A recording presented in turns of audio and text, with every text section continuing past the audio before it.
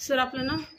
Charudatta Bharat Ingoli. Sir जो तो आता रस्ता चालू आहे तो किती फुटी आणि कसं त्याचं टेंडर आहे काय सांगू शकाल? किती फूटचा? 9 मीटरचा तो रोड आहे आणि त्याची निविदा प्रक्रिया आमची 2023 मध्येच पूर्ण झाली होती।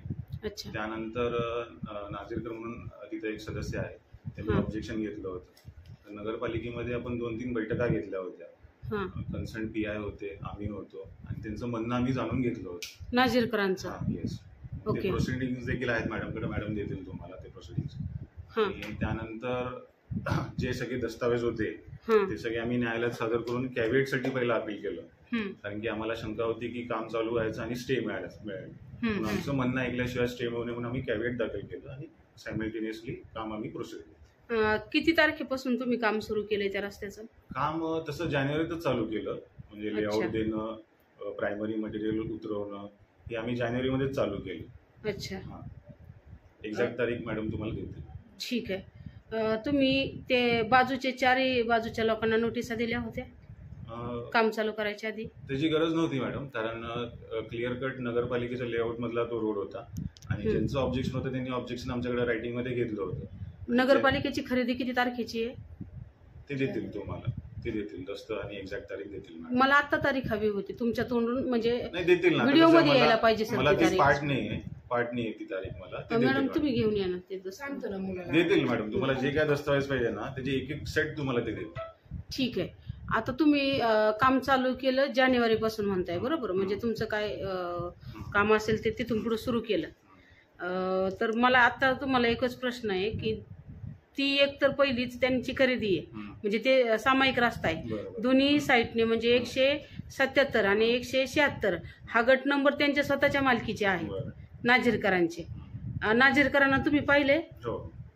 तुम्हाला आता इथे दिसतात नाझीरकर वकील? नाही, तुम्ही माझी उलट तपासणी करू नका, मी पाहिलेलं आहे, मी त्यांची सुनावणी केलेली आहे आणि कोर्टात प्रकरण चालू आहे। मी तुम्हाला आता काय विचारलं फक्त सर, तुम्हाला आता ह्या लोकांमध्ये नाझीरकर वकील दिसतात का? प्रश्न विचारलेला आहे, मला त्याचं उत्तर द्यायचं का नाही त्याचा हा देखील माझा अधिकार आहे। हो आहे, पण सर फक्त हो किंवा नाही म्हटलं तर चालते ना। उलट तपासणी सर पत्रकाराचं कामच ते असतं, पत्रकारांनी काय काय काम करायचं हे तुम्ही नाही ना सांगितलं पाहिजे। पत्रकार प्रश्न विचारणारच ना सर। ओके, मान्य आहे। तुम्ही जर लिगली काम करत असाल ना सर, तर तुम्हाला ह्या प्रश्नाचं काहीच अवघड नाही वाटायला पाहिजे। अवघड नाहीच ना मॅडम। मग मी तुम्हाला फक्त एकच प्रश्न विचारला आता की ज्या नाझीरकरांची तुम्ही सुनावणी केली ते नाझीरकर आता या रूम मध्ये आहेत? ठीक आहे। मग आता ती म्हणजे जी साईडच्या दोन्ही जागा आहेत त्या कुणाच्या नावावर आहेत हे तुम्हाला काय कल्पना आहेत? हो आहे ना, आमच्याकडे रेकॉर्डला आहे। खोमण्यांच्या नावावर आहे? मॅडम आपण कोण? मी नगर अभियंता नेहा गाजरे। अच्छा, तुम्ही म्हणताय की खोमण्यांच्या नावावर आहे आणि त्यांची पण आहे, लेआउट आहे आमच्याकडे, कागदपत्र देऊ आम्ही तुम्हाला जे आहे। कोर्टात जे काय आम्ही दस्त सादर केलेत ना, एक सेट आम्ही तुम्हाला देऊ। कधी केलं सर कोर्टामध्ये दाखल? कधी केलं? त्यांनीच तारीख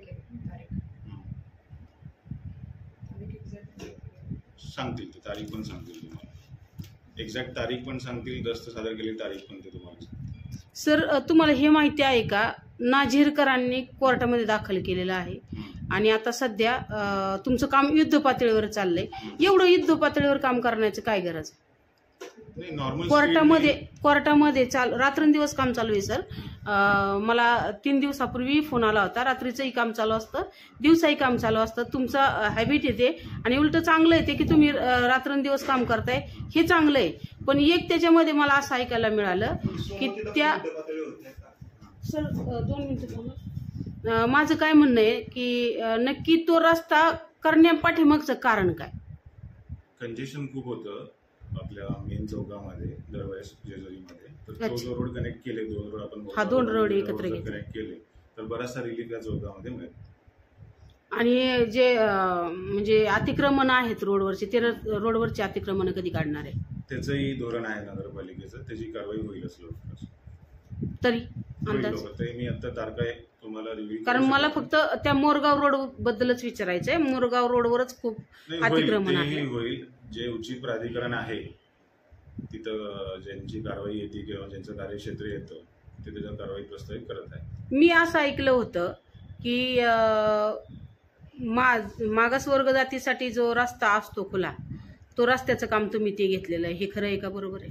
म्हणजे खोटं आहे का तसा खरं? काय विषय नाही. दलित वस्ती अंतर्गत काही काम आहे का ते? निधी हा. मग दलित वस्तीचा मंजूर निधी तुम्ही त्या रोडला का वापरला? ते काम मंजूर झालाय. तो मंजूरच तसा झाला ना. आम्ही पण मग तिथं दलिताचं एकही घर नाहीये. तसा विषय नसतो. मोजून तिथं 4 घर आहेत सर, दवाखाना आणि पुढे 2-3 घर आहेत. मग तिथं दलित वस्ती कसं म्हणता येईल? नाही, वॉर्ड रिझर्वड असतो आपला, एखादा वॉर्ड रिझर्वड असतो. त्या वॉर्डमध्ये जो रिझर्वड असतो इलेक्शनसाठी, त्याच्यानुसार आपण तो प्रस्ताव सादर करतो आणि मग आपल्याला कलेक्टर सरांची त्याला प्रशासकीय मान्यता मिळते आणि मग ठीक, काम चालू. तुम्ही म्हटलं हे बरोबर, पण तो दलित वस्तीसाठीचा निधी होता. मग तुम्ही दलित वस्तीसाठीच खर्च करू दलित शकता. वस्तीमध्येच खर्च करतो आम्ही. मग ती दलित वस्ती नाहीये सर, तिथं वस्ती कुठंच दिसत नाहीये. नाही, तुम्हाला दाखवतील ना, त्याची हद्द आहे आमच्याकडे त्या सर. वॉर्डची. ती हद्द पाहण्यापेक्षा कागदोपत्री मी रिअल त्या जागेवर जाऊन आले, स्वतः मी पाहून आले माझ्या डोळ्यांनी. तिथं 4 घराच्या वर एकही घर नाही. मग त्याला वस्ती कसं म्हणता येईल? मला फक्त याच प्रश्नाचं उत्तर द्या. हा माझा शेवटचा प्रश्न असेल तुम्हाला. देतो तुम्हाला. प्रशासकीय मान्यता जेव्हा आम्ही घेतो तेव्हा जो वॉर्ड SC साठी आरक्षित केलेला असतो तो डॉक्युमेंट आम्ही त्यासोबत जोडलेला असतो आणि तो जो निधी आहे तो त्या वॉर्डमध्ये खर्च करण्याचे अधिकार असतात आणि त्यानुसार आपल्याला प्रशासकीय मान्यता मिळते. पण मग तिथं दलित वस्तीच नाही, याचं काय? आता शासनाचं धोरणच तसं आहे मॅडम की दलित वस्ती नसेल तर तुम्ही तिथं देऊ शकता, असं शासनाचं धोरण आहे. याचं काय तुमच्याकडे लिखित आहे, JR आहे? वॉर्ड आरक्षित तुम्हाला प्रमाण देतो ना, प्रशासकीय मान्यताच देतो त्याची, ज्याला कलेक्टर सरांची परवानगी आहे तो निधी तर खर्च करण्याची, त्याची तुम्हाला कॉपी देतो. आता जे ते तुम्ही दलित वस्ती म्हणताय, म्हणजे ती दलित वस्ती म्हणूनच मी पुढे बोलणार, कारण ती लोकांनाही क्लिअर होऊ देत की दलित वस्तीसाठी आलेला निधी होता आणि दलित वस्तीसाठीच तो रस्ता करतात आहे म्हणून. पण त्या रस्त्यावर एकही दलिताचं घर नाहीये. ठीक, तिथं जे खांबळे लावलेले आहेत आता ते योग्य आहेत का असं वाटतं तुम्हाला? काय लावलेलं? ते जे खांब रवलेत ना, ते खांबच बरोबर आहेत का? का तिथं दुसरे खांब पाहिजे होते? दलित वस्तीमध्ये कोणते खांब लावल्या जातात? खांब कोणते खांब? जे लाईटचे खांब आलेत ना, पोल तुम्ही रोवलेले आहेत ना, एकाच साईडने लावलेले आहेत फक्त. नाही, पोलचं मी तुम्हाला वेगळ्याने सांगेन, पोलची मी वेगळ्याने माहिती घेऊन सांगेन.